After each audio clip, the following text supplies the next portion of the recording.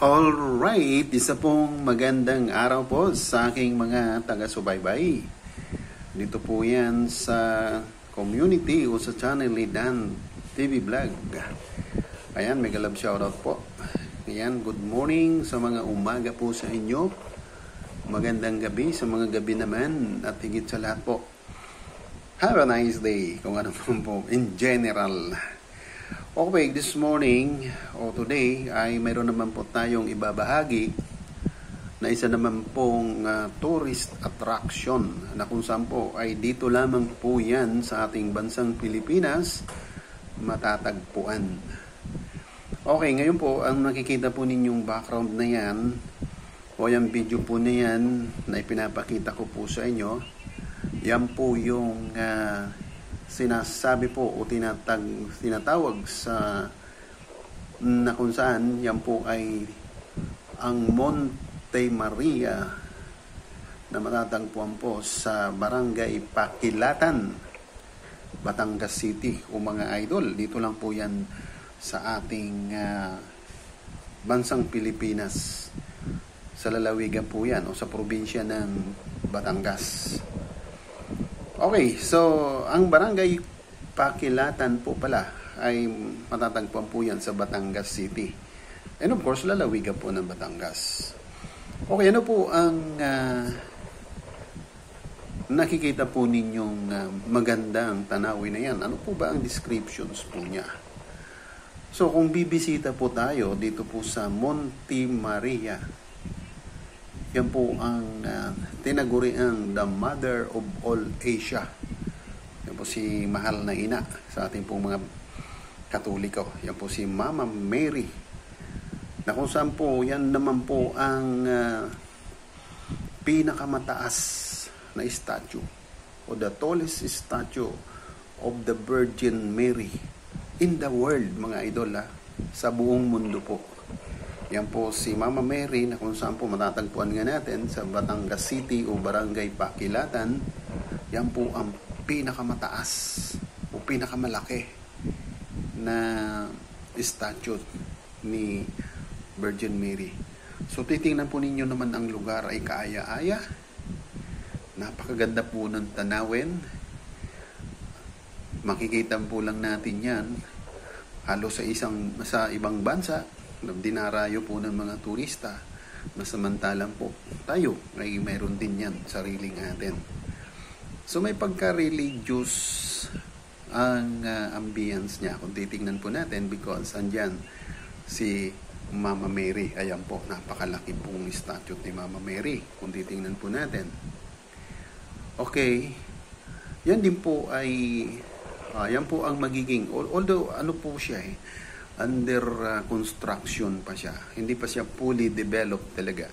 But then, ang site po na yan, pag yan ay maging develop na, ay tatagurian po yan na the Monte Maria International Pilgrimage and Conference Center. Wow!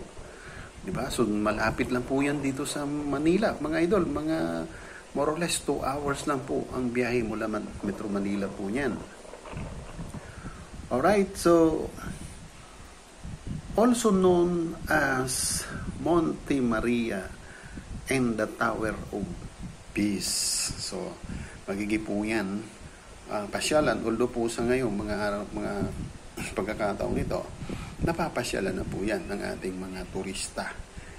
Makakarating na din po dito ang mga foreign tourist, at syempre, huwag tayong pauuna na mapuntahan yan as local tourist po tayo, na may pagmamalaki natin na mayroon din po tayong mga world class tourist spot dito po sa ating bansang Pilipinas.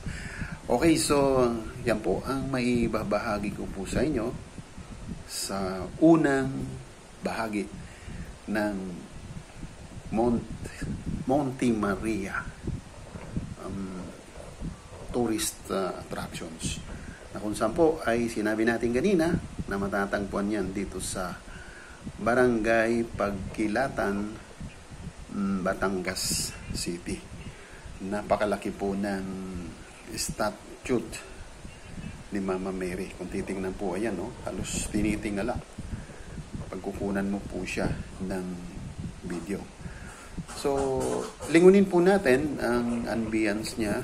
Overlooking po dyan, siyempre, ang dagat ng Batangas City.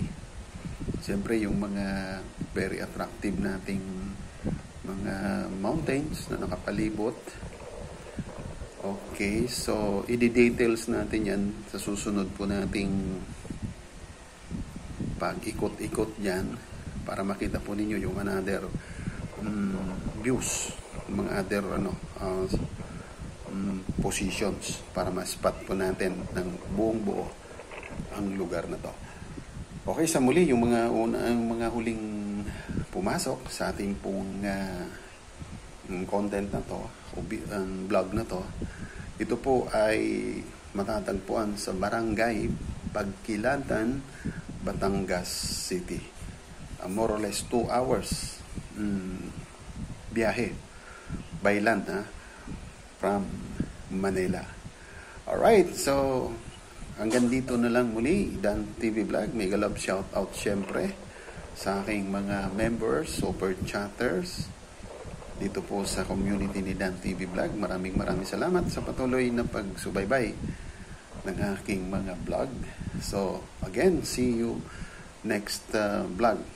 Abangan po ninyo mga susunod pang detalye tungkol po sa tourist spot na to na mula po sa ating sariling bansang Pilipinas at mula naman po yan sa lalawigan ng Batangas. Alright, Dan TV now is signing off. Maraming salamat. God bless us all. Bye-bye.